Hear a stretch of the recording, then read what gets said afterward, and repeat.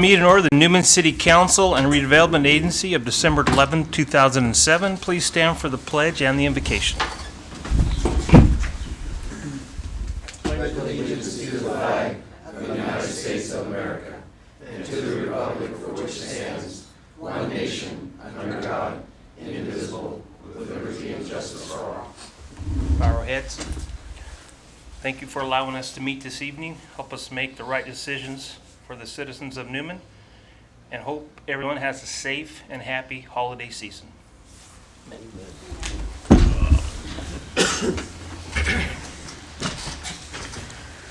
Roll call, please. Councilmember Caton. Present. Kelly. Present. Martina. Present. Greenclaw. Present. And Mayor Fantasia. Present. Declarations of conflicts of interest. I believe we have any this evening. Ceremonial matters, we have none. Items from the public, non-agenda items. If anybody has anything they'd like to bring before us that isn't on the posted agenda, now would be the time.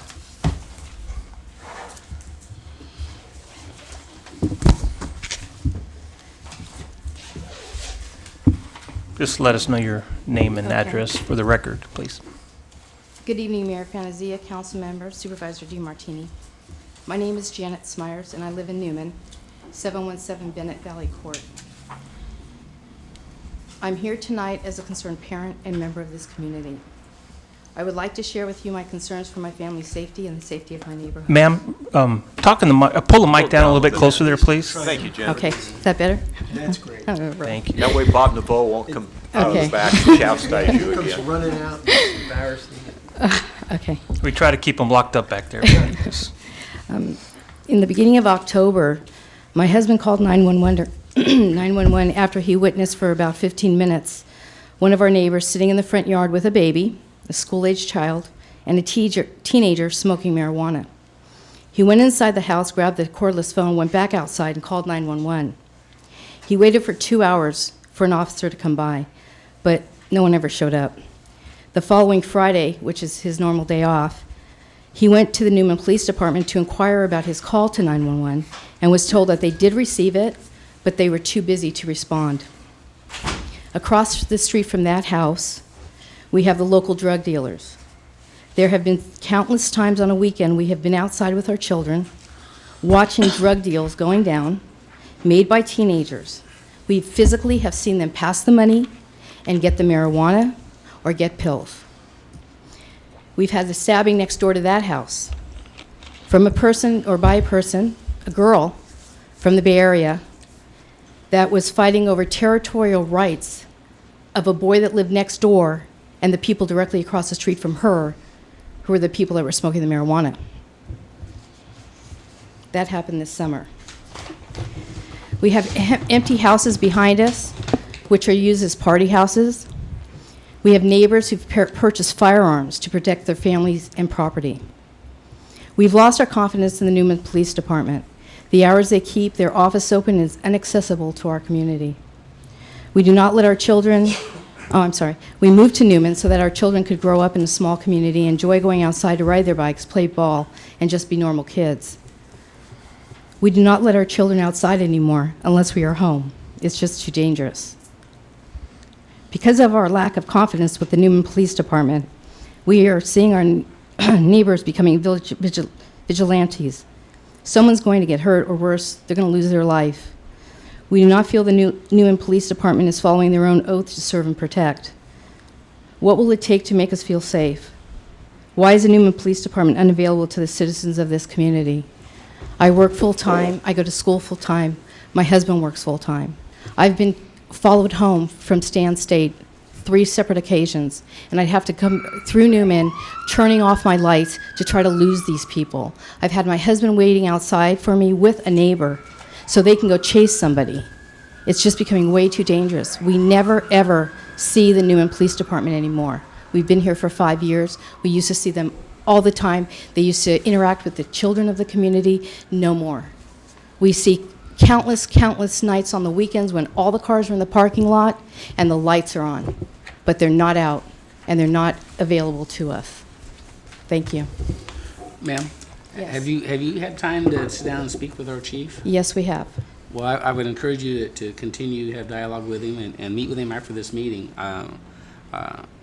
As a former police officer, I've heard many of those same complaints.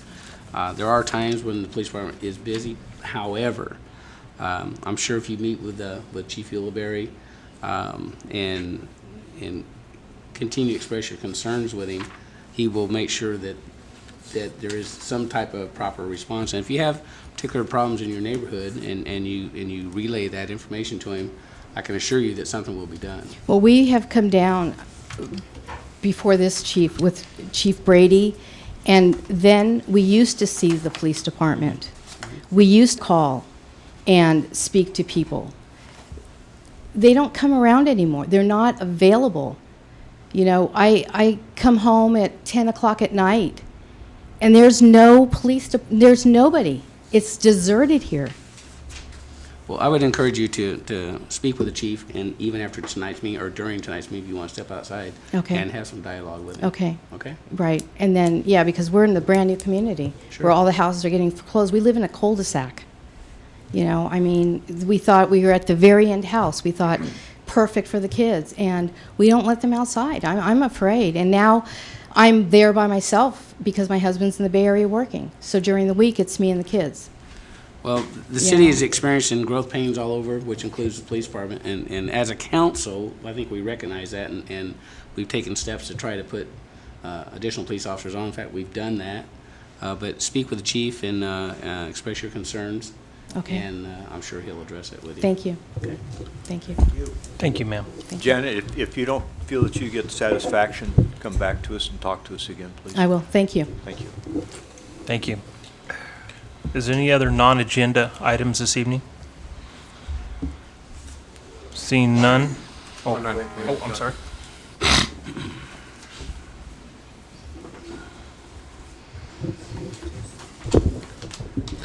Good evening, Mayor, council members. Actually, most of you probably know me, but my name is Leroy McDonald. I'm a resident of Newman.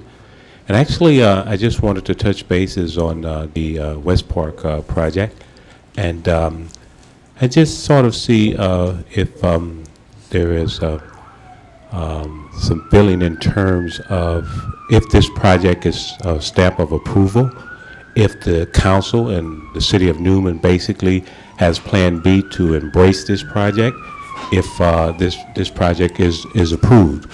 And I just want to basically even follow up in reference to the lady who complained about drug dealings and I guess gang-related type of activity.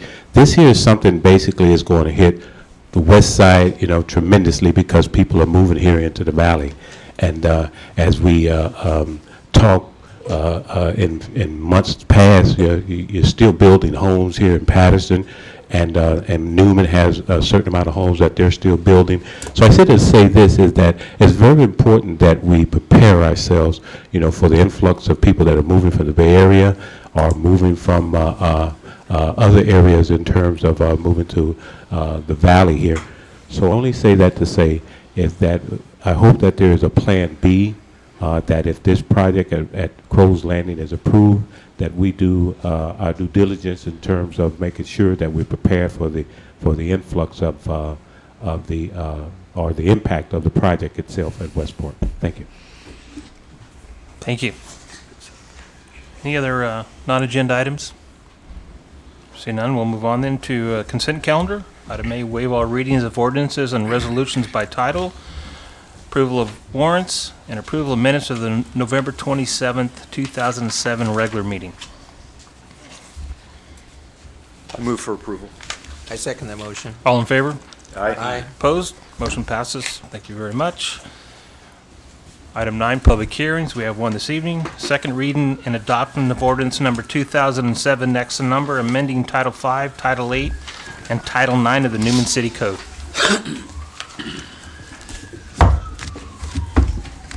Yes, good evening, Mayor, members of the City Council. This is the second reading and public hearing on the ordinance amending Title 5, Title 8, Title 9, regulations of the Newman City Code. And this is basically the same report as they presented the last meeting, and I'll be happy to answer any questions that you may have. Any questions of the chief on this ordinance? Seeing none, I'll go ahead and open the public hearing. Any comments from the public on this ordinance change? Seeing none, I will go ahead and close the public hearing, and if there's no further questions from the council, I'll ask for some direction. I'd move to approve second reading and adoption of ordinance number 2007, next in number, amending Title 5, Title 8, Title 9 of the Newman Municipal Code. I second it. All in favor? Aye. Opposed? Motion passes. Thank you very much. Thank you, Chief. Regular business, item A, presentation by the Newman Youth Baseball Board of Directors.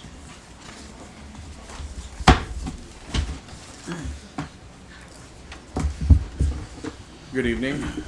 I am our current, our only representative here tonight, so I guess I will be doing the speaking for us. I just wanted to introduce myself. Excuse me. Your name, sir? Oh, Yeah. oh, I'm sorry. No problem. My name is Jeff Patero, and do you need an address for that also? Is that only For the public? record. Sure. 647 Waxwing Lane.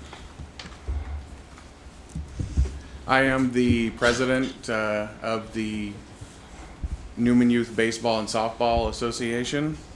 And what we wanted to get a little bit of time to be able to update the council and the city in particular on the recent developments with our league and our plans moving forward.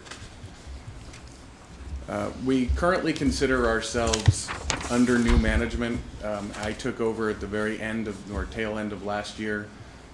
With a little bit of turmoil, we realized the number of bodies that we had to try to take care of all of the business that we had to take care of was really stretched very thin.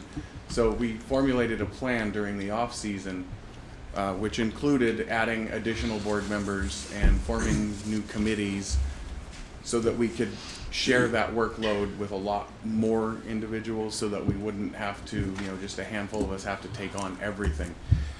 And some of the things that we started to do as part of our plan was, one of the first things we want to do is start a wider line of communication with the city of Newman, including coming in and speaking with the council, updating, you know, the city on what's going on. We also ended up taking on a member of the Parks and Rec Commission as one of the members now of our board of directors. That is Dwight Wilkins. He sits on our board, he votes, and then it gives him the opportunity to report back to the Rec Commission as to what's been going on at our meetings. It's a we've found it to be really beneficial because he brings an outside perspective, and it's been very helpful. Our board of directors this year at this point consists of 3 members who have been on the board for at least 3 years, I being one of them. Our vice president of softball, Ray Barone, is another one, and our treasurer, Helen Martins, is the 3rd one. And those are the 3 positions, you know, 3 of the more, you know, important positions. So it's really good that we have some stability there from people, you know, who have been around for a while. We also have 2 returning members from last year, and we've added, I want to say 3 this year, and we're looking for a couple more. We'd really like to get a group of about 10 so that we could have a really good diverse set of opinions and, like I said, more bodies on deck to be able to handle the load. We also are looking to a new plan. Instead of having just the board members take everything over themselves, we've already actually got one of our committees. We're looking for a set of committees to run certain events. One of them we had as a uniform committee. That one's already actually in session. We're looking for developing committees to handle things such as the rules, you know, if there are updated rules that need to be taken care of, you know. And this committee, we're looking for any concerned, you know, parent who wants to be able to voice their opinion on that, who wants to be, any coach who has been in the league or wants to be a coach in the league, to say, hey, this rule really didn't work for me last year. You know, we're looking for those individuals to step up with us and say, okay, here's the things that I noticed that we could really improve upon. We're also looking for a committee that will help with our All-Star tournament. We run an All-Star tournament every year. For the boys, it's been done for, I don't even know, since way before I got here. And this year, we're actually going to be adding a girls' side to that.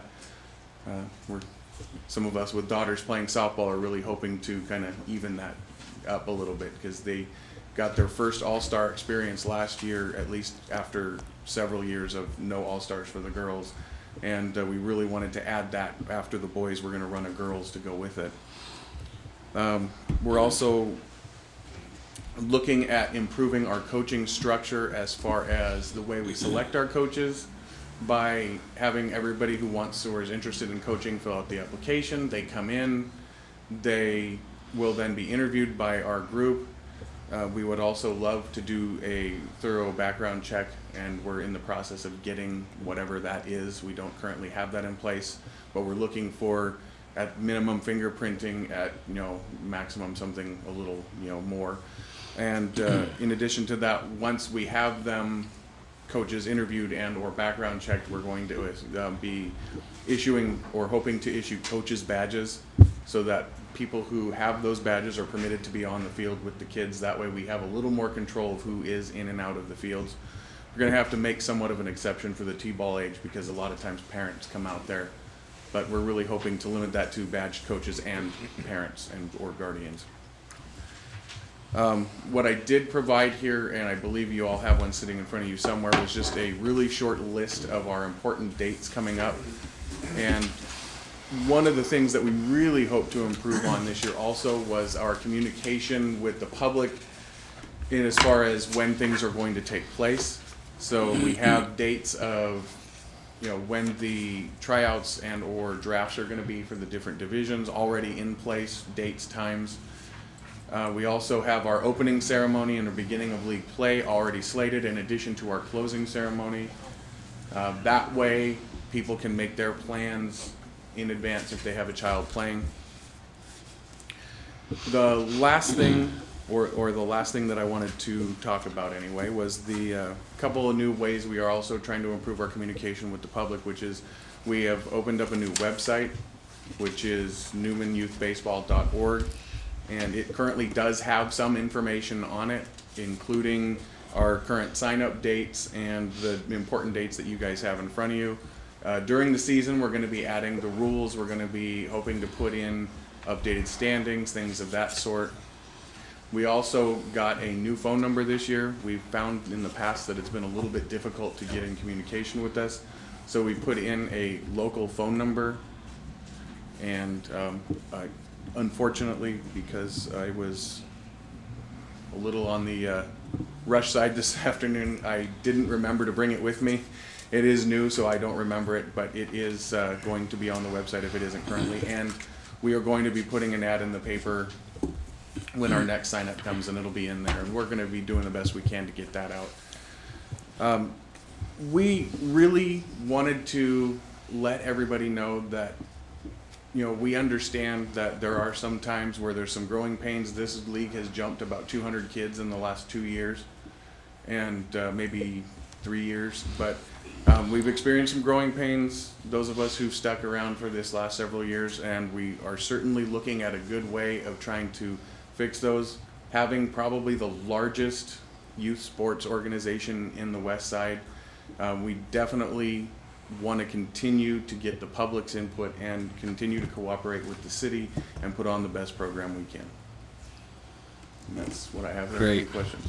Jeff, I'd just like to applaud and commend you. I was obviously, it's no secret, I was one of the council members that had received a lot of complaints, as well as one of the other council members, and actually had gone down and made some personal observations because I was part of that league for several years. Then there was two of us that ran that league for about 5 years. So I know it's difficult and it's a thankless job, but I just have to commend and applaud you for the steps you and your board have taken. It sounds like to me that you're definitely on the right track, and I think it's going to be a lot better year. Well, I appreciate that. I mean, I can tell you from experience that it's long hours and the pay is terrible, because there isn't any. Yes, it That's is. like ours. But Get on the council. right, sounds familiar, huh? But we're doing it.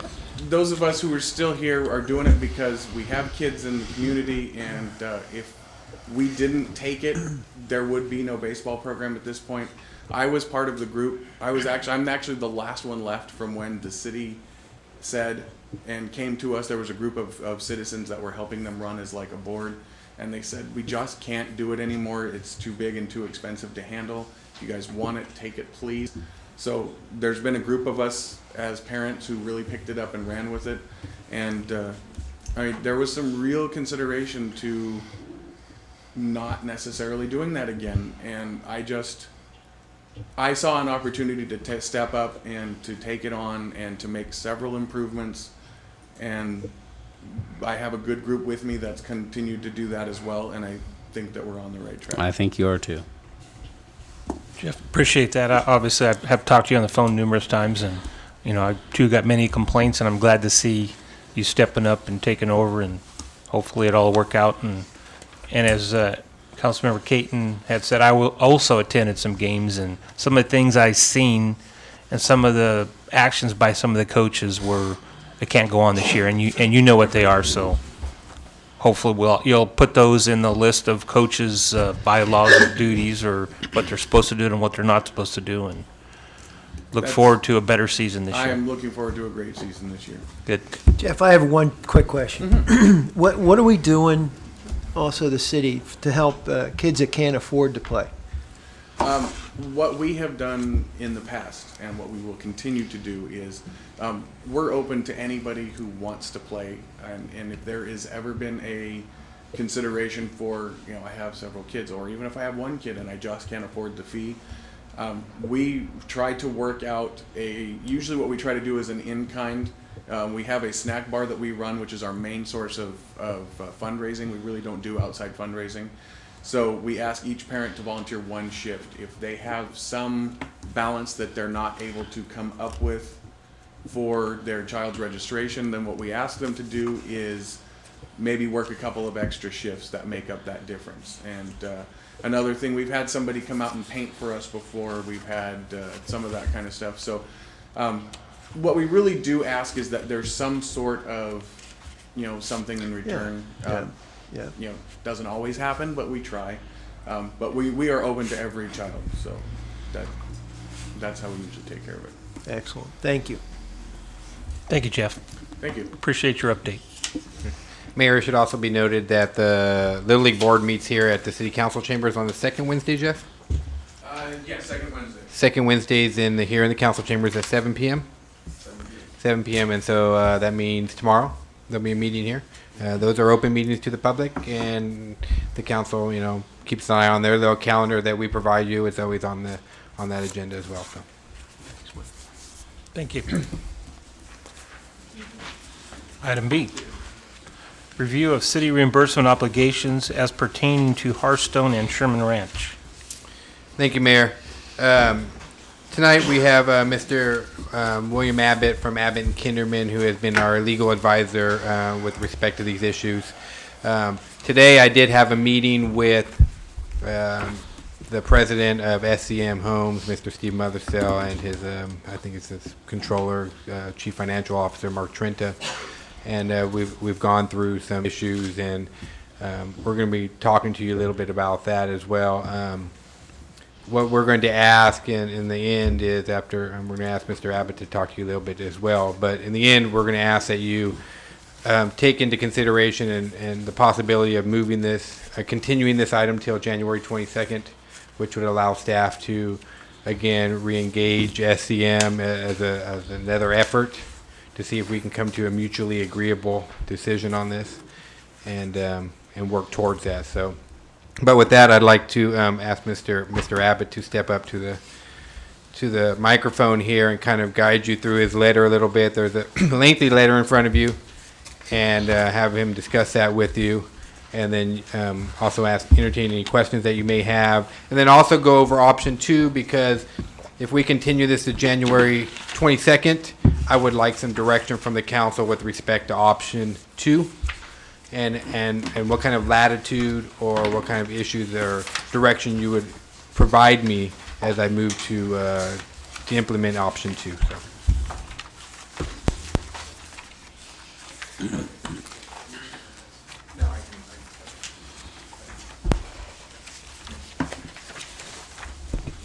So. Thank you, Mayor and members of the council. My name is Bill Abbott with Abbott and Kinderman in Sacramento. I've been assisting the city manager to address the various issues that are before you this evening. By way of background, several years ago, the city entered into a development agreement and reimbursement agreement with the developer.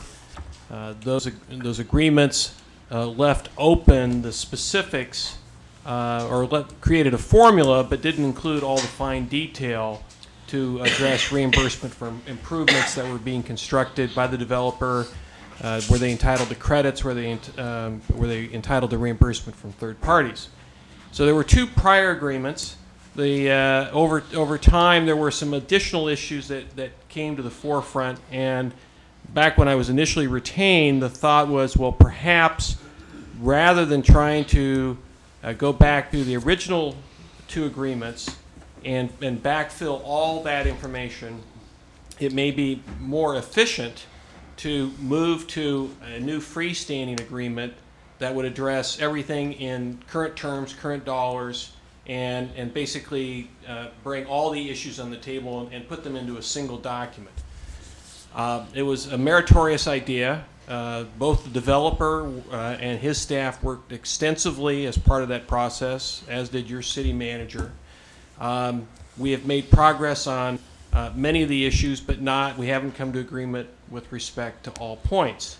And there became a question as to whether or not it was still fruitful for us to continue this path of trying to do a new freestanding document, or if the parties truly couldn't reach agreement, then we would go back to the original documents and make those work and work through those issues as necessary. So the idea is, and I do want to emphasize, I mean, the developer and his team worked very diligently with your city manager to try to close the gap and come up with a new agreement. But sometimes those good efforts are successful and sometimes they aren't. And the bottom line is we made substantial progress, but we really, the city manager concluded that there were some issues that he didn't think it was appropriate to make additional concessions. And during those negotiations, I think it's fair to characterize that the developer made a number of concessions, and they will probably address those tonight. And I think as indicated in the memorandum that we've prepared, we've summarized the concessions that staff believe that the city made in order to get to a common point. So I think that, hopefully the council will recognize that both sides worked in earnest to come to a common point, and sometimes we're successful and sometimes we're not. So the end result of that exercise, given that we had not reached closure, was that the Developers Council had prepared a very detailed letter highlighting points that they believed that we had failed to respond to. We took that letter as a punch list and generated the current letter that is in front of you this evening, where we've identified the point by point, the points and concerns that they raised, as well as staff and our analysis in response to those. The end result of the memorandum is to suggest that the possible direction of the council that the council can provide to staff is one of twofold. You can direct us to essentially terminate the further negotiations that have been undertaken to date and direct us to go back to the existing agreements that exist between the developer and the city and make those work, and to the extent there are issues that are problematic, like any other contract, we just have to work our way through that.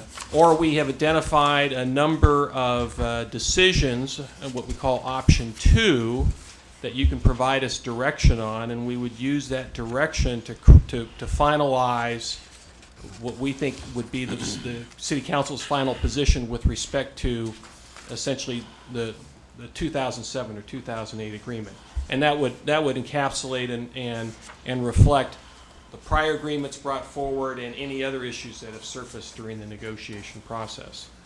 I understand that, as Michael pointed out, there was a meeting earlier today, and I think that there may be progress had been made with respect to certain issues. And I guess if I can ask Michael just a general question as to how much detail he would like me to go through in terms of this time. Well, one, I would like to just kind of go through option 2, and what we talked about today was getting back to the table and trying to resolve the remaining issues on here. But as the city manager, and now this issue is now before the city council, and you've seen some of the issues, I would like some direction from you, or at least tell me how you would like me to proceed on some of the issues on option 2, which would be the extension of credits into connection fees, and how much latitude do you want me to have as your city manager now with respect to Resolution 0222, which is an adopted reimbursement policy that was in place prior to I being a staff member for the city of Newman, and implementing that, and what your comfort level is at that particular point in time. Any news on your conversations today with the developer? No, the news is again, we acknowledge that we've both worked really hard to resolve this matter. What the difference is, I'm not exactly sure how close we are. I think they believe we're in position and we're in another one, but I'd still like to try to work through those one last time.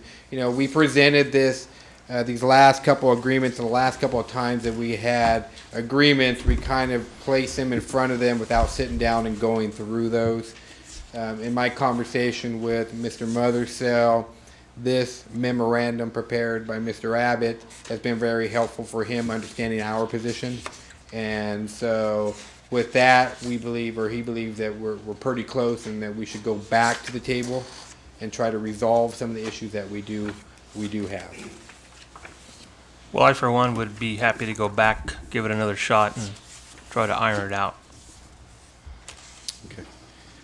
I don't know how the rest of the council feels. Yeah, I feel the same way, Michael. Does it fit your needs if we get back to 2 members of the council meeting with you to go over some of the details of this like we have in the past? That may be something that I can get back to you on. At this point in time, we have a scheduled meeting for next Monday between, again, the same parties that were there today, which are 2 officials from SCM Homes and myself. Again, trying to just take it back down to the staff level, and then we'll see if we can at least overcome some of those obstacles, and if so, then we would get the attorneys involved to kind of memorialize it in some type of agreement in that particular manner. So at this point in time, I guess my answer would be I believe staff could handle it at this particular point in time. I would like to reserve that, though, and see if we need to bring in 2 council members, we could entertain that come after the first of the year, and that would be in January. Any other comments? Mike, how close are we? It doesn't sound like a divorce. Seriously. I mean, it's, the only ones getting rich are the lawyers. You always have to bring up your past life, Ted. I hate, but seriously, I mean, it's, you've been at how long you been negotiating this thing? Just about a year. I know, it's got to be a headache for A you. good year and a half. And in testament to Mr. Abbott, he's done an excellent job in providing us our legal advisor. My thoughts are, this is an area that Mr. Abbott specializes in, and in the future we will involve him from the very beginning. And it's unfair to him because he came in already into this, and so he's done the best job he can in getting us through that. So that's a good question of how far we're at, and we will gauge that on Monday. But I think it's worthwhile that we at least go back to the table and give it one last good faith offer, and that's what I've basically told him today. Was I would support going back, and in fact the matter is continue this till January 22nd. I mean, if I can't come back to you January 22nd and say, guys, we're so close, it's going to be a done deal. But if I told you right now, I think we can get this done. I think we can get it done, but can it get done? I'm not exactly sure. But I think it's still worthwhile to give it the extra 35, 45 days effort before we terminate all those talks. So. That would be fine with me. I'll agree with that also. Yep. Yeah. So I don't know if the developer would like to address the Comments?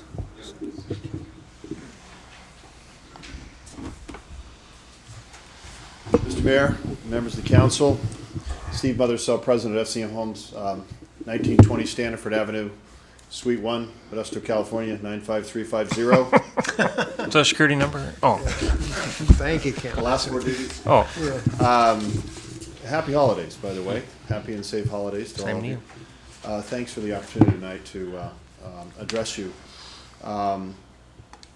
We have been negotiating for almost 2 years now in this regard, but you have to, I think, scratch out a few hiatuses in between. Mr. Abbott's very well-crafted letter and very kind words this evening. Thank you very much for acknowledging that both sides have worked very, very hard in that regard. But it has been very, very helpful to have his letter. It is a reply to a letter that we wrote to the city in August. And we just got it on the 5th. And we understand everybody's very, very busy. And we understand that Mr. Abbott has had some personal matters he had to attend to. But we just got it. It has been very helpful in understanding key answers to questions that were addressed in our August letter. But nothing's really happened in these negotiations since August. So I don't know that we could really say it's been 2 years that we've been negotiating. It would be a shame not to give this another chance. We do believe we can come to terms with reasonableness on both sides. And I think that as a result of some explanation that we've got in Mr. Abbott's letter, that we can better appreciate some of the positions that the city has taken in their most recent proposal, which obviously is not very recent now. It dates back to, I believe, May or when we received it.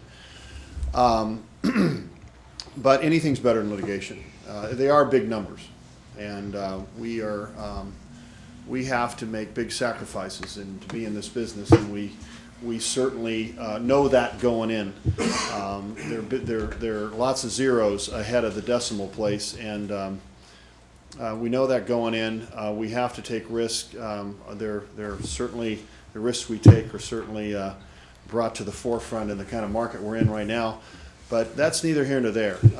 We only ask that where there are big pieces of infrastructure that we have to put in, that we don't get directly offset from the building permit credits that we are entitled to on our project, that we are given some reasonable time frame to recover them as the city grows into those infrastructure pieces, and then finally utilizes them, that we only give that opportunity a fair chance to get some reimbursement for that. And that's really where we are, I think. In addressing that piece of infrastructure, and by that I mean there's several things that make up that category, but addressing how we get reimbursed in the future from the new areas that you're going to grow into, that those pieces of infrastructure that we have put in the ground that others will benefit from, and how we get reimbursed for those in the future without unreasonable risk in that regard, and unreasonable risk of losing all of that together. And I don't think it's reasonable to ask anybody to take a hit on those things unreasonably. And that's all we want, I think we need to have addressed. And I really think that with the spirit of cooperation we've always had in working with staff and working with you people, we're reasonable people, and I think we can find a middle ground in that with everyone's support. I do really appreciate Councilman Crinklaw's offer to be involved. A couple of you, I think if we need you, I think if you sit down and you really wear a hat of fairness, then you can really appreciate both people's side and help us come to that conclusion. But you know, we've had a great working relationship with staff, and sure, you can't have a successful relationship in developer and city manager while a little head-butting. It wouldn't be healthy if you didn't. But we've always seemed to come to common ground, and this is particularly difficult because the numbers are big. I mean, this is not an inexpensive business to be into, putting pipe underground 20 feet deep, and you know, with 30 feet deep, I think, at the deepest end, with 7 foot groundwater. You know, those things, the cost adds up, and those are some of the things that make up some of the issues that we have to address. But with the thanks of Mr. Abbott's well-crafted letter and explanations, we don't agree with all of them. You know, we don't agree. We have a good appreciation now for what the city's position is on some of these issues, which you couldn't interpret from in just getting a draft agreement. You know, you just can't interpret them. And quite frankly, when we see some of these dollars in reimbursement in the future, you guys won't be around. I mean, you will have, this council will have turned over at least once, maybe twice.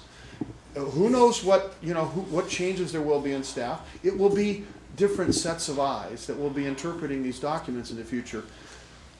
If there wasn't a need for a new, higher level of articulation of our current agreements, we wouldn't be here. But it's because the last agreements, like Mr. Abbott said, when you go back and backfill this, there's a lot of opportunity for different interpretations. I mean, if we sat down and read it paragraph by paragraph between all of you, all of you would have a slightly different reading of it. That's nothing new. So, because those agreements were crafted before the developments were, even in the improvement plans, were totally complete, we had to do the best we could. Now we're trying to do the best we can in raising the understanding to a higher level of a quality of a document, so that when we're all trying to interpret in the future, and I'm standing here talking to different council members and different staff members potentially, it's a little easier. And we don't end up back here 5 years down the road going, that's not what that said, So anything's better than litigation. We don't want to go there. We're reasonable people, and we certainly believe that you people are as well. It's well worth another shot. And we have already, in hopes that you will support this option 2 idea tonight, that we're going to get right after it Monday morning. Thank you very much. Any questions of me? Thanks, Steve. No. Thank you very much. Thank you, Steve. And no offense to the attorneys in the room, but I hate paying them above and beyond what we need to do. Also. With that, Mayor and council members, I'd like to just kind of go over a couple of these points on option 2 with you real quick, just to kind of get some guidance here. Conditions on number 1, it's an assignment issue, and Hearthstone Builders is still a legal entity. This is on page 15. Thank you. Hearthstone Builders is still a legal entity. My only comment would be is the developer needs to satisfy our attorneys with respect to the assignment or provide the indemnity on there. Whatever our legal advisors are comfortable with, I'm comfortable with. So I think I provided that to Steve and his attorney, and I'm sure that detail can be worked out pretty easily. Number 2 is, again, it's Resolution 0222, and that directly references the reimbursement policy that the Newman City Council adopted, obviously, in 2002. And so we want to see, and we believe that is a valid policy, and we want to proceed as such. Bill, any thoughts on that? Well, yeah, I think part of the thinking, and if I would add, this is not like a divorce, unfortunately, because at least in a divorce you get to go to a different place, right? And this is like a marriage in perpetuity, so we do need to get it right. It's worse. The thinking behind resolution number 2, I mean, obviously, the developer has a very direct interest in the infrastructure and the reimbursement issues, but staff has looks at it from a broader perspective, and I think and we would urge that is the perspective that the council hopefully will also support. To some extent, anytime you do a reimbursement agreement, you set the precedent for the next one. And the city has an important resolution, which is the guiding direction to staff as to how reimbursements are supposed to be administered. We think that it is relevant for broader considerations than perhaps what this developer has, to make sure that is reflected in the public document. So when the next developer comes in town and says, well, how come you gave all this stuff to this developer, and I want to do it a certain way, we've got the benefit of that resolution in place. So we don't believe it directly impacts the dollars and cents the merits of the reimbursement agreement that's being negotiated back and forth. But we think there's a broader purpose to be served there in terms of the city's interest long term, because there will be, as Mr. Mothersell said, a different set of eyes looking at these documents in the future. So we think it's appropriate to send a signal in that regard. You wanted to address 3 as well? Yep. Number 3, there's, this may be just lawyers arguing, and hopefully not for the sake of argument. And it's the mechanics of whether where should the numbers be, and that's kind of an academic, it poses an academic question. But the actual dollars of reimbursement will and can fluctuate over time based upon interest rate components, whether or not money is coming in from third parties, which is counted upon to provide the reimbursement revenue, not city general fund dollars. And we believe as lawyers from our end that there are some legitimate concerns about making sure that all the numbers do match up and do match up correctly. So our recommendation, see if I can summarize this, was to have all the numbers in the exhibits so that there was only one set of number, and we think that reduces the risk of error in interpretation of the document. Because Mr. Atterbury is a respected lawyer. He's done a very good job for his client, and he and I, from the mechanics of lawyering, have different visions in terms of how that should be. Again, it's not an attempt to change the number. It's not an attempt to change the terms of the deal. We have maintained and articulated our position because we too want to reduce the risk of errors in interpretation in the future. So our position is one set of numbers. We can either bring every number forward into the text of the document, or we can put all the numbers in the exhibit, and we're leaning towards the exhibit because this is a very number-intense document, and we think it works better to put those all in exhibit. So every person who looks at this document 5 years from now or 10 years, every reader goes to the same place, and every reader sees the same set of numbers, and no reader has to interpret, well, there's one number in the main document, but it's really a function of a formula, and that's articulated in the exhibits. So we think it's better in the long haul to put everything in the exhibits. So let's see, number 4. Let's see. There's a request by the developer that the city facilitate the collection of a supplemental fee from other developers who come in. This is not a requirement that the city actually adopt a fee. This is really a fee that will be negotiated between the developer and builders who acquire portions of the project from them. Staff is, at our urging, is agreeable to facilitate the developer's interest in getting reimbursement from these third parties. Again, it's not through the city, but this agreement sort of becomes the precedent to how the developer actually gets that collection. And we just want to make sure we're willing to do that. Our suggestion is it be in the exhibit, and but if there's a legal claim which comes against the city, which could occur anytime you adopt a fee or impose a fee or collect a fee or make somebody pay a fee, as a municipality, you potentially are a defendant, and our request is that if the city gets sued, we get indemnified. I mean, we don't have a dog in that fight. We're willing to help you out in the spirit of putting everything together, but again, we don't have a dog in that fight, and we just want to make sure the city's made whole in the event that there is litigation. Number 5 has been a point of extensive discussion between the parties. The original agreements called for that the developer is entitled to credits.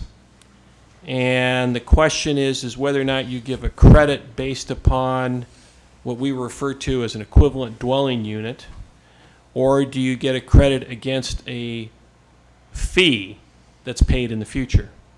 And what's significant, and the significance to that is over time fees tend to rise.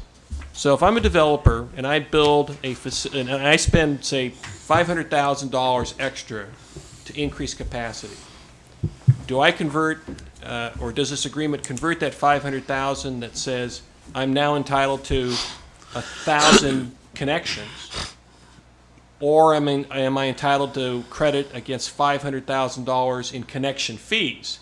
And because fees rise, the value of that credit will change over time. And I'm trying to remember, Michael, you may need to help me out in terms of what the city's policy, the resolution says. On The resolution uses the word may, and it says, I think it's more supporting of the EDU, but when you look at the development agreement, there is a term in there that says that the fees will be escalated. So that's kind of where that has gone back and forth. Does the development agreement change that term by saying the base fees, which are the fees for the impact fees, are subject to the annual escalation factor. So that's why staff has come through and we've taken the position this is a dollar for dollar reimbursement as opposed to an EDU. And in terms of the fiscal impact, city manager would have to address what that means to the city over time. Item number 6, community-wide benefit. This goes back to the resolution that Michael spoke of at the beginning, the existing city policy with respect to how reimbursements and credits are to be provided to developers who oversize facilities. That resolution provides that in the event that the developer builds a facility which constitutes or is of community-wide benefit, then this council can modify the terms of that policy as it applies to that particular developer. If the council deems that there's sufficient community-wide benefit provided by these developments to provide for the limited use of interest and the extension of the reimbursement period beyond what is contained in the policy, then we would include that provision in the agreement, and then staff would spend the next 45 days sorting out whether or not there's interest to be paid, what's the rate of interest, and what's that term. So this directly responds to the existing policy that's in effect for the city. On the other hand, if you conclude that there's no community-wide benefit, then we would apply the terms of the existing resolution in terms of negotiating the agreement. So, I think the decision of the council can be sustained in either direction. So I think it's really your prerogative. And then the final point was to bring this marriage or divorce to a conclusion, one way or the other. And when we originally wrote this memo, we said that if you send us down option 2, then give us all a termination date so we can move on. Michael and Mr. Mothersell have actually suggested a shorter time period than the 90 days, but that's what that responds to.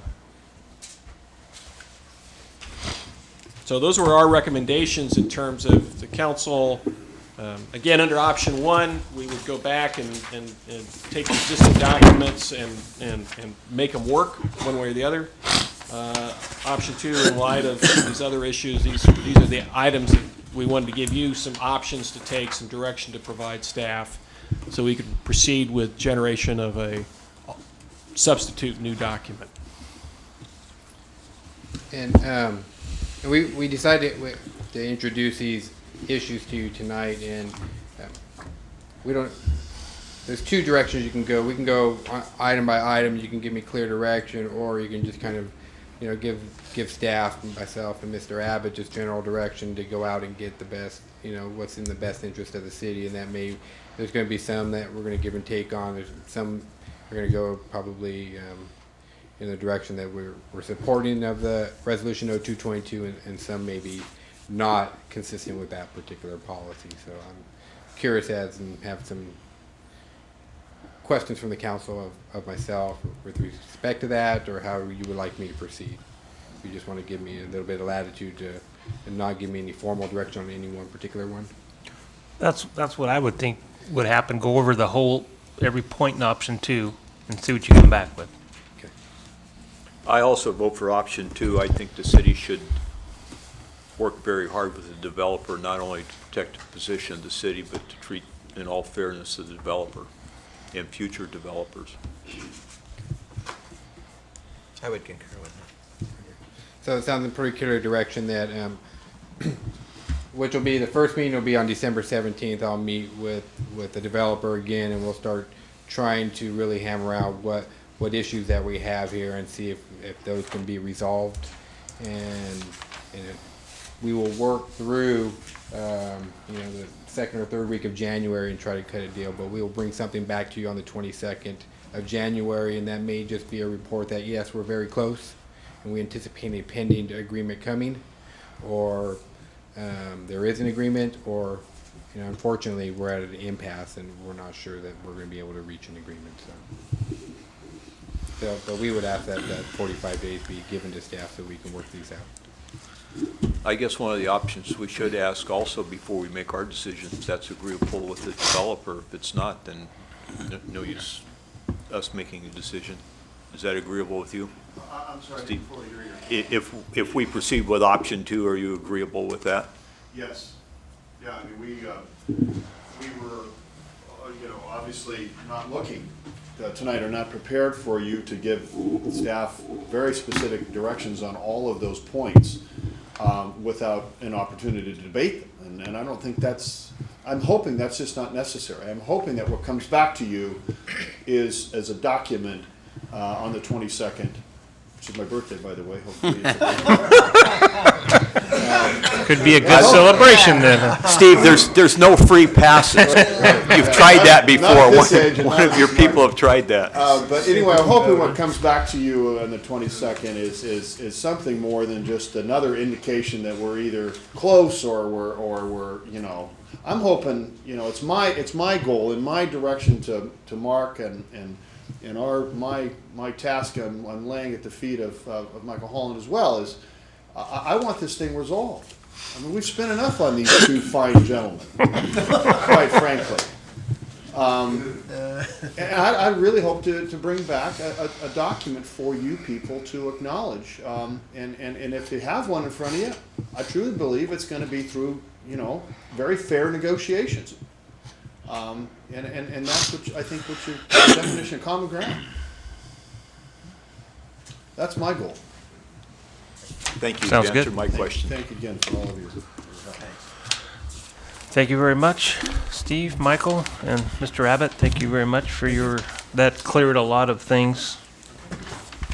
You didn't talk like a lawyer. You made it where we can understand. We appreciate that. I'll work on that, all right? Oh, okay. Who gets the dog? That's what I want to know. Gets to talk. Mayor, may I respectfully request a 5-minute intermission so I can talk to Mr. Abbott before he Sure, has to sure. head back? Let's take a 5-minute break. Intermission, popcorn break. Cookies.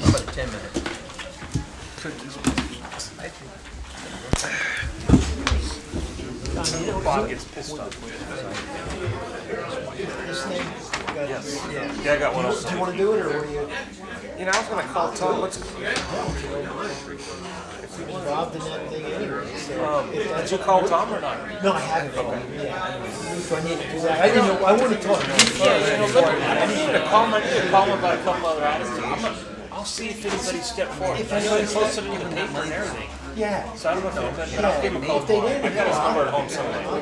I'll tell him that we have a representative from the council. Sure, okay. And we live with that decision. Oh, yeah, that'd be great if you want to get involved. I'm bored at I night. can't remember what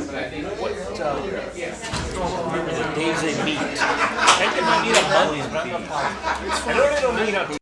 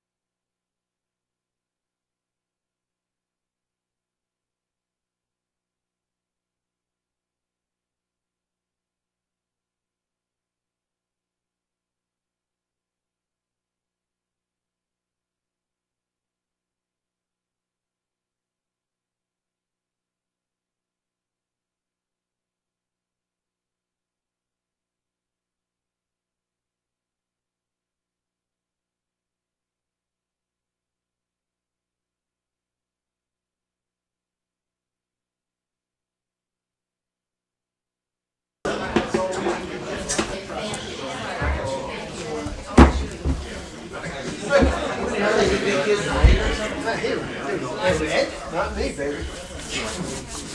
See you, Mark. Shit, I'd have to take a pay cut to Say the be same to your wife. It would definitely put me in another bracket. No good. Okay. Our next item is item C, second reading and adoption of ordinance number 2007, next to number. An ordinance amending Title V, Section 5.25.040, architectural and site plan review.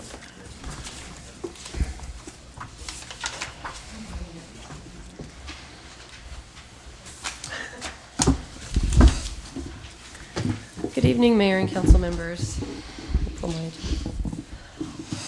On November 27th, we presented the initial reading and held a public hearing for the proposed ordinance amending the municipal code. As mentioned in November, the amendment will increase the involvement of Planning Commission in city's development by bringing site plan review to the Planning Commission level. If there's any additional questions? Further questions? I think everything was said at the last meeting and just gives the planning commission a little more opportunity to review things and Yes. makes them feel more wanted, huh? Bottom line. We all love the Planning Commission. Yes. If there's no questions, then some direction. I make a motion that we adopt the ordinance 2007, amending the Title V, Section 5.25.040, architectural and site plan review. Second that motion. All in favor? Aye. Opposed? Motion passes. Stephanie, thank you very much. Thank you. Item D, authorize the city manager to explore funding opportunities for a regional surface water treatment plant. Thank you, Mayor. I briefly touched on this item at our last city council meeting, and again, I just wanted just some direction from the council to make sure that I was moving in the direction that you saw fit. And we continue to explore. We have another meeting with the city of Patterson tomorrow regarding the possibility of a regional water treatment plant, surface water treatment plant here in West Stanislaus County.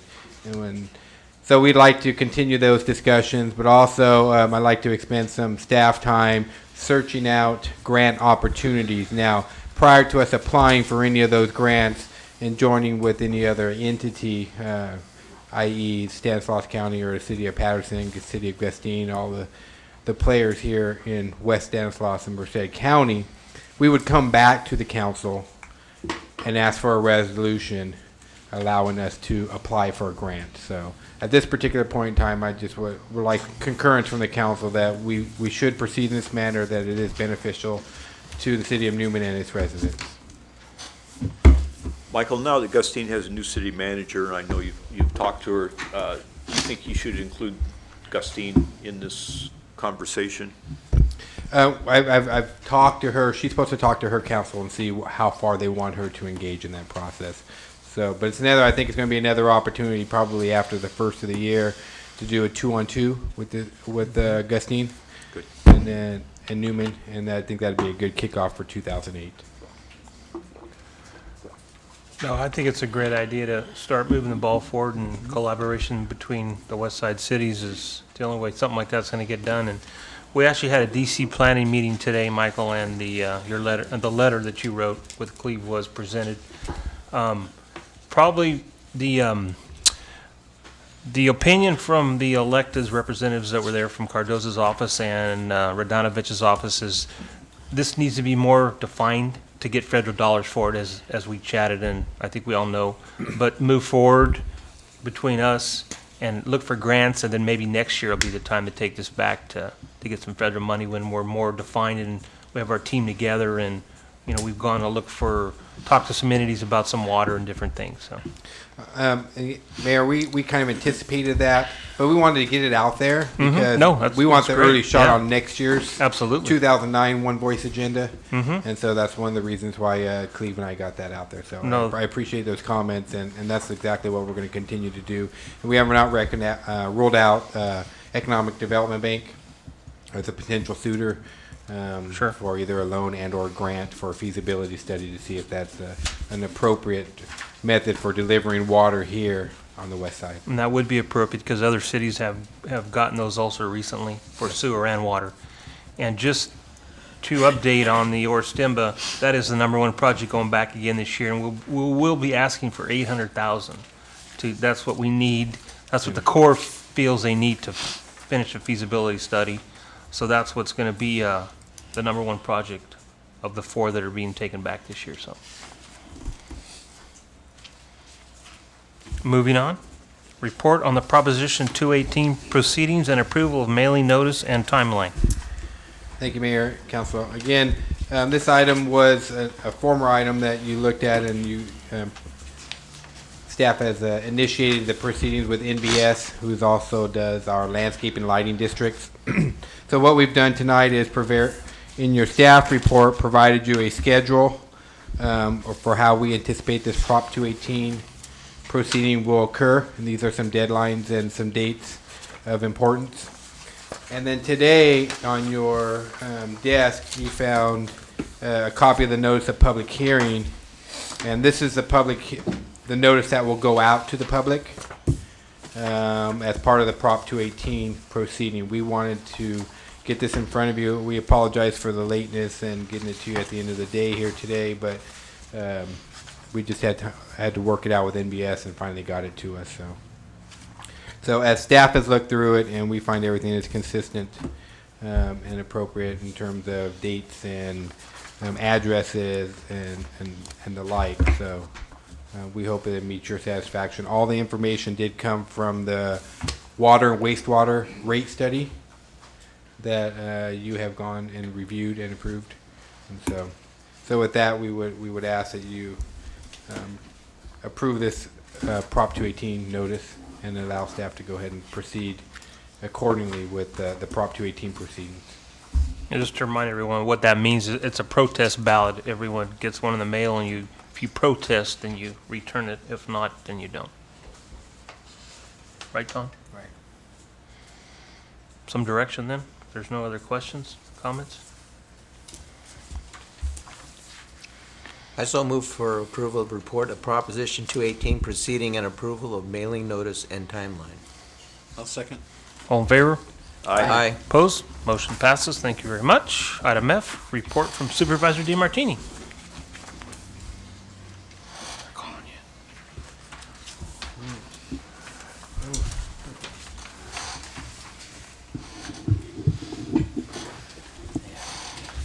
Good evening, Mayor Fantasia, council members.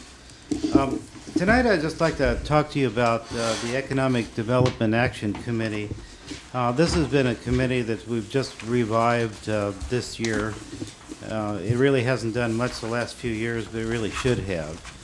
We had a very productive meeting on November 29th, and in that we're working together with the county and the cities to develop an economic development strategy, and the purpose of that would be to get economic development grants from the federal government. And what we have to do by January 31st is to have some demographics of the, let's say, of your city. We're asking all the cities to do this. And then to come up with a couple of priorities of what you might be able to use grants for. I have a sample that I will leave here today of what Kings County did. And this doesn't have to be a 300-page document with it. The cities have about, this county have about 3 pages. And they have their priorities and demographics in it. And these grants are available for planning and for infrastructure. There's also grants available for disasters. Hopefully you won't need that and get the Orstemba flood control dam built before you have to apply for that.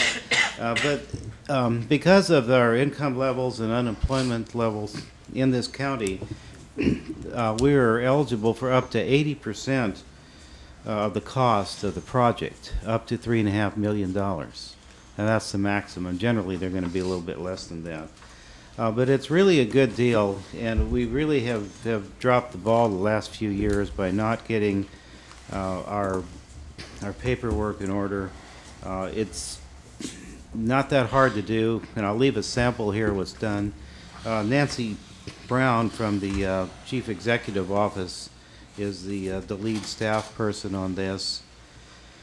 I know Mayor Fantasia was at the meeting before last, but I know you had a We had our chamber mixer that event, night, so that- couldn't that- make that one. If it hadn't been for EDAC, I would have come to that too, but I'm sure the food was a lot better.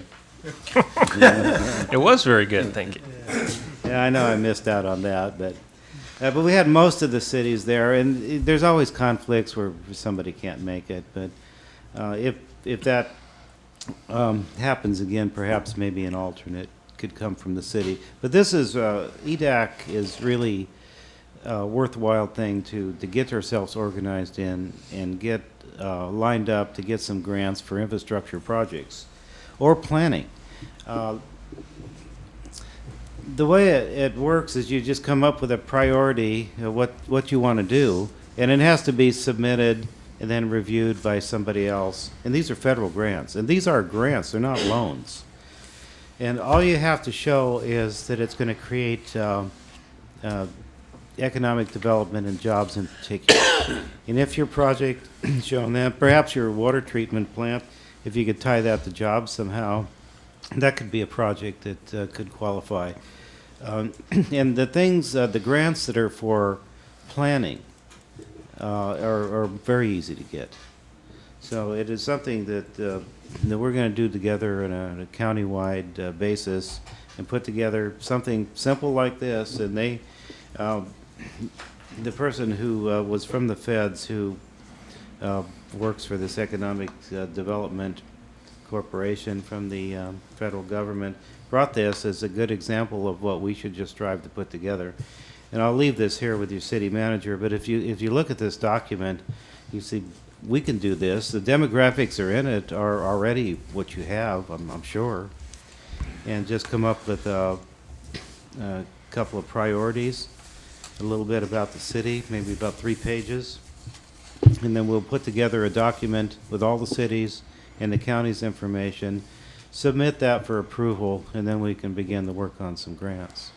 So this is a really good deal, and I say they're not loans, they are grants, up to $3.5 million. So it's, we have really got behind on this. We should have been working on this thing years ago. So anyway, that's my report for tonight. I'll leave this with your city manager. I'd recommend that, your city manager give everybody a copy of this so you can put together something. You should be, if you haven't been already, you should be contacted by Nancy Brown to get your paperwork in order for January 31st meeting. Okay, thank you. Thank you, Jim. Thank you, Jim. Item 11, items from city manager and staff. Thank you, Mayor. We had a meeting on our aquatic center today, and we're coming along very nicely with the schematic designs. What you will be seeing in terms of architecture is arts and craftsman style structure that is consistent with the historical downtown area. And so working just, again, we have another meeting a week from today at the 18th, and we'll be finalizing some of those details. And hopefully the goal is to bring something back before the city council in January to approve. So we're excited about everything that's and the speed at which we are continuing to move forward with on the aquatic center. We still maintain the consistent timeline. So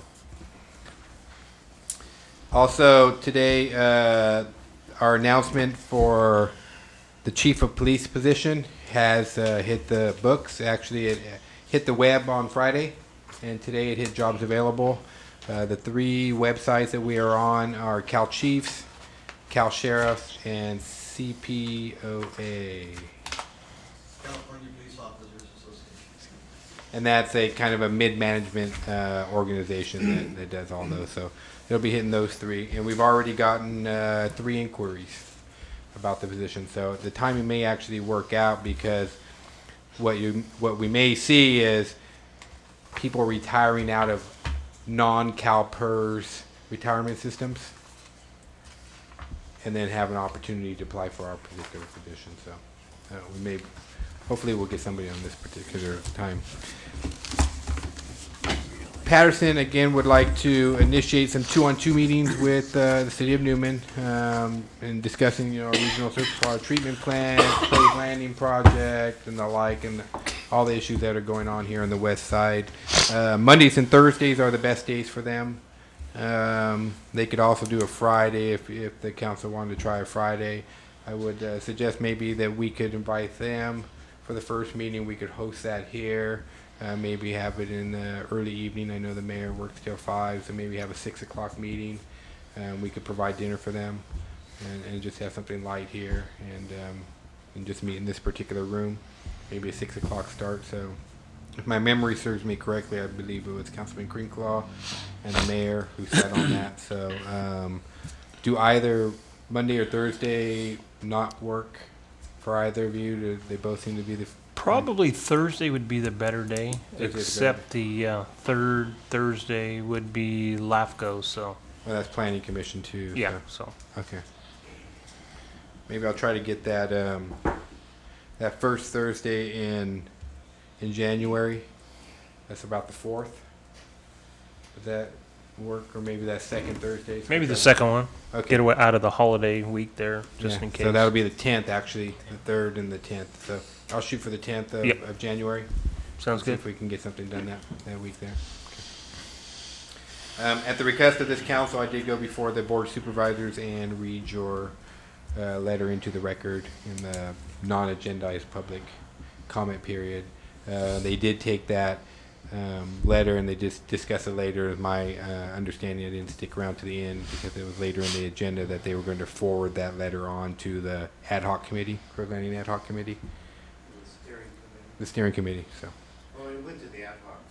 Okay. And then lastly, I don't know, Mayor, if you heard about our Assemblywoman hosting an open forum here.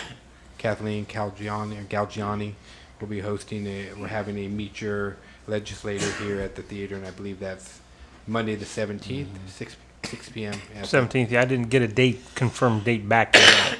Actually, those, I didn't identify Mike. Those will all be in your boxes. They came in today over the fax. I put them in Mike's box, but I On the forgot that he wasn't gonna be here, 17th, so- okay. Because I know she was going to try to be in town also on the 18th for a meeting about the Orstimba, so maybe we're, but that date was still tentative, so maybe we're going to do them both on the 17th, but. So, right after this meeting's over, I'll make sure I get copies of those invitations to each one of you and provide them before you head out today. So, Okay. so with that, just remind the chief to talk about Quaker Oats, and that's all that I had. Michael, in reference to your letter to supervisors, have you heard any dialogue from the school district in regards to West Park opposition? I didn't, and unfortunately, I had an event last night that I had to go to, so I wasn't able to go. So, and I didn't get an agenda to see if it was on there. Okay. Oh, they approved it? Okay. And any discussion, I know the city of Gustine was also taking a look at it. I have not heard from Okay. when they have that agendized. Thank you. I understand the city of Turlock has also contacted the city of Newman with respect to that resolution. They got all of our information, staff report and the like, and minutes, and did the same for city of Patterson. So I think you're going to see it continue to grow. I think so too. At least when I went to the StanCog meeting, I just advised the members there, because each one of them sits on one of the council. I advise them that, this does impact your city. Don't think it does. And I encourage you to get your staff to read the traffic studies, to read the technical studies, and to formulate a decision on this, and not just let it happen. You need to be an active participant in it. So. Well, I think just for that reason, I think they're seeing something the size of that. It is going to impact them, and I think kind of like the lights went on for Gustine, really quick, and I think City Turlock sees it, and I think you'll see other cities such as Oakdale came on board, and they realized also that Yes. something on that side of the county of that magnitude could have such an impact. Yes. Thanks. Is that it, Michael? That's it for me. Thank you. Thank you. Any other staff reports? Already mentioned you, Chief, about some inside deal or something, so I don't know what's going on there, but.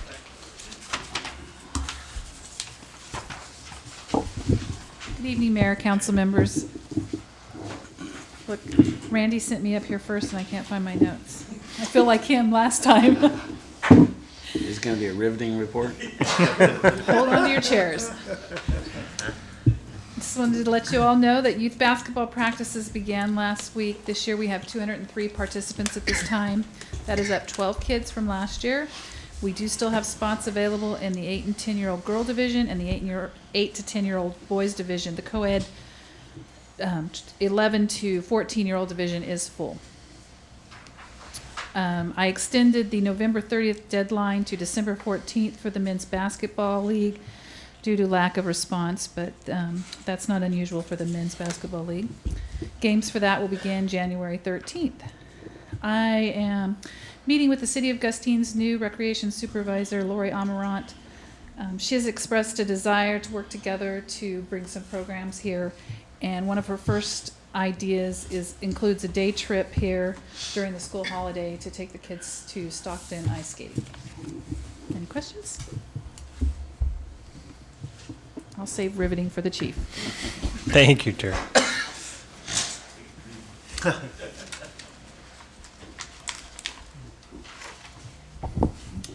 Good evening, Mr. Mayor, council members. I just have two informational items.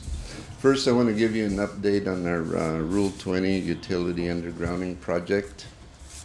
We're going to be receiving a cost proposal shortly from our consultant firm of Boyle Engineering for construction engineering to relocate a water main in the alley at the Plaza project site. The existing water mains too close to the PG&E, the AT&T, and the Comcast utility trench. So the existing water main is to be abandoned and the new one is to be installed. There was a walkthrough meeting held there about 3 weeks ago with all parties involved. And they were there to discuss the location of the mainline utility trenching and all the service laterals. And today, PG&E representative Jaime Pantoja informed me that the construction will begin in July of '08. So this means that we need to complete that new water main prior to that. So we will have a complete report and a proposal, and it will be forthcoming from our city engineer, Gary Rogers. Ernie, how old is the water main that's in there now? Is it original? It was upgraded in 1982 when the city of Newman had the refurbishment of all the water mains and hydrants in '82. But the problem is that it's a wet utility too close to the electrical, so instead of relocating it, we'll abandon it in place and put in a new water main. It's the easiest thing to do. The second thing is that Chief Plan Operator Lance Perry and I have been working with Ecologic staff and the professor regarding that unaccounted for mystery BOD that we couldn't find, had us scratching our heads for the longest time. The professor has wrote a 5-page letter.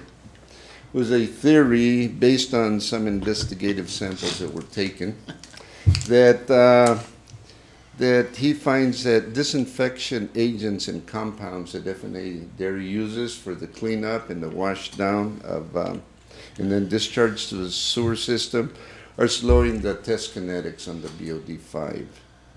It's chemical interference that is taking place, sort of like the Balco cream. I'd love to have him give that report.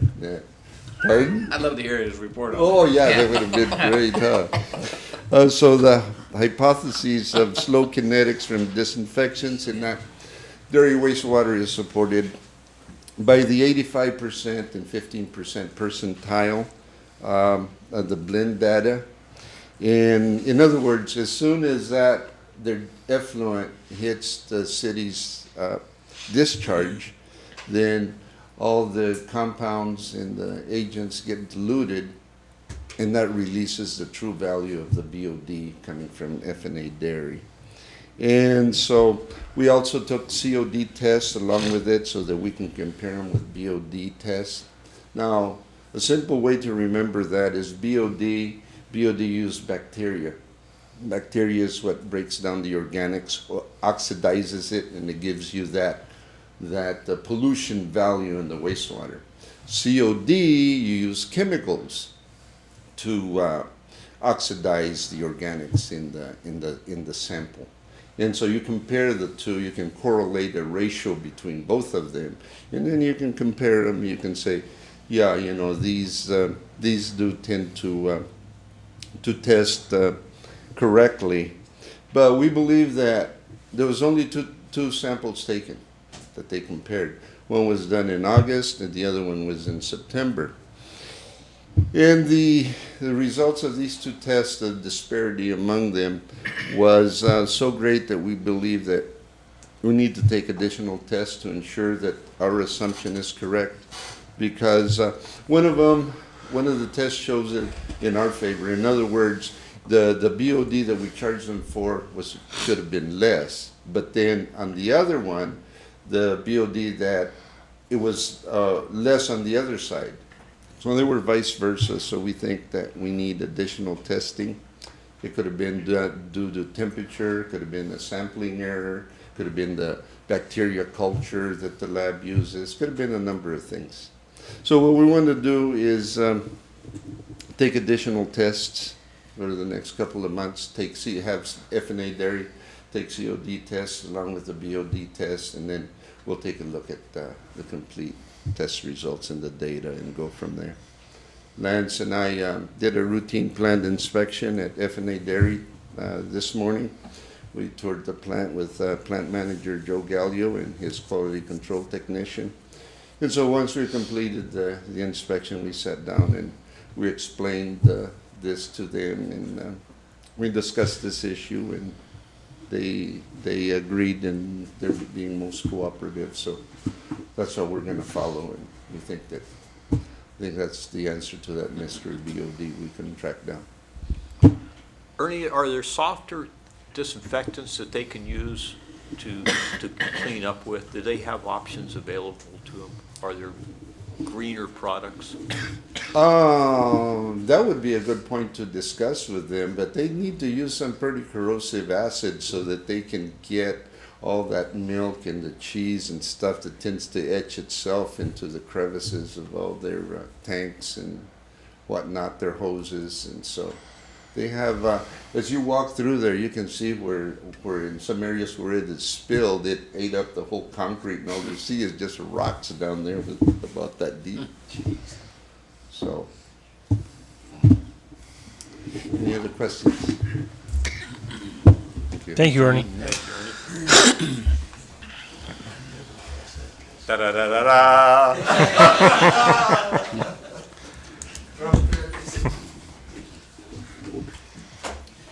You didn't have as much fun as you say. No, I never did. But I do enjoy it, I'll tell you. Okay, Mayor, members of City Council have several items to report out tonight. First of all, the city manager mentioned Quaker Oats. Last week, we had a film crew come into town to do some background shots for a Quaker Oats commercial. It's a breakfast bar, some type of a energy bar that they're going to start advertising, and they wanted some background shots. They came into town. It required very little assistance by the police department. I think we put out 6 no parking signs for them, and that was about it. And in our conversation that I was having with the city manager and the film crew, he said, you know, when we come into town like this, we like to make some type of a donation. So my ears perked up, and I said, well, you know, we just so happen to be putting together this luncheon on the 17th of January for the seniors through SEPA, Stanislaus Elder Abuse Prevention Alliance, and we need some help with that. So they were generous enough to donate $1,000 towards that, and we're well on our way. So now with that, we're moving forward with Stephanie are going to make a visit to Save Mart to try to get some more donations and so on and so forth. And it's going to be held at the theater. And it's going to be meet your city manager and your fellow department heads. I kind of broadened it away from meet your police chief. And it's just a way to share with people how they can access governmental services, and they have questions, what department to go to and how to access those departments. I'll talk about recent scams that are affecting elders right now. But it's just how to access governmental services is what we're focusing on. So that was very nice of them to do that for us. Let's see, the second thing I have here, the citations at the last city council meeting. There was a request about increasing traffic enforcement and citations. In the first week, the citation output doubled, and this week it quadrupled. And I'll tell you what, my phone is not ringing about any complaints about citations being issued. And again, we're towing a lot of vehicles for unlicensed drivers and drivers driving on suspended, revoked licenses. Looks like that's the main thing lately. I'm sorry? Looks like the main thing lately is uninsured Yeah, drivers, no licenses, license. revoked licenses. And Yes. Wow. Young, they're Exactly not- right. So again, the officers are encouraged to tow the vehicles under those situations, a 30-day hold. So it's, like I said before, it's a punitive sanction. So the message to the community, if you don't have a license or your license is suspended and revoked, don't drive. Because that 30-day hold on your car is gonna cost you well over $1,000 to get your car back. So, and it's our way of making the road safer for everybody else who obeys the traffic laws. Okay, tied to that is we had a vendor come down today and drop off a radar trailer for a 30-day trial period. It's kind of a state-of-the-art radar trailer, and it has a message that read out with it. So it's kind of a neat item. So he said try it out for 30 days, see if it works, see if you like it. So we'll be using that starting tomorrow. And the old radar trailer, I'm having that diagnostic done on it to see if that can be salvaged or not. So we're going to see if perhaps we can end up with 2 radar trailers and, address both sides of town, if you will, at the same time. Chief, does that radar deter speeders? Or they look at it and go, oh, Yes. On 103. Yes. yeah, 103. Some people, Darn. yeah, some people look at it and say, oh my gosh, I didn't realize I was going so fast. And because if you go a certain speed over the speed limit, you're going to get a strobe light and you're going to get a red flashing light. So it's going to capture your attention. What about a camera? So, yeah. No, it doesn't it's not camera enforced radar. We got you. But the strobe light looks like the flash on a camera. I It would sure hope. does. Yeah, exactly right. So it's to capture their attention and to bring them out of the fact that, they're driving over the speed limit. But there's the other individuals who think that, nothing happens. Now, it's not against the law to have a police officer on the other side of that radar trailer. So if they don't want to slow down for the radar trailer, they'll have to stop for the police officer. So there's an enforcement element that can be attached to that also. And a lot of communities, they'll put the radar trailer out first for a week or two, and then they'll follow up with an enforcement action. Other communities, they'll put an officer right down the street from the radar trailer. So there's an enforcement component attached to it. Let's see. Next week, all officers will be attending 10 hours of hazardous materials training. This is first responder training to hazardous material spill. For some, it'll be a refresher course, and for others, it'll be the first time they've had this training. And this is basically how to approach the scene of a hazardous material spill safely and how to bring the resources to bear upon the problem without making the matter worse. And it's an officer safety issue so that they don't become consumed by the event itself. So that'll be next week. 2 other things. A case of significance I'd like to bring to your attention. Last year, there was a burglary at one of our local schools. The officer who responded processed the crime scene, recovered latent fingerprints at the point of entry. This week, we were notified that we had a fingerprint match on a subject. Attends one of our local schools. Our school resource officer went out, arrested the individual, and we recovered most of the property that was stolen during that burglary. And then it led to arrest of a second subject and recovery of additional stolen property. So I'd just like to report that out, and you'll see that in your packet tomorrow. And then the last item I have is last week I had the honor to introduce Sergeant Randy Richardson to the Rotary Club. Each year they have a situation where they ask the chief to come forward and honor one of the officers in the police department. And this year Sergeant Randy Richardson was selected for his numerous contributions to the police department and for his leadership. And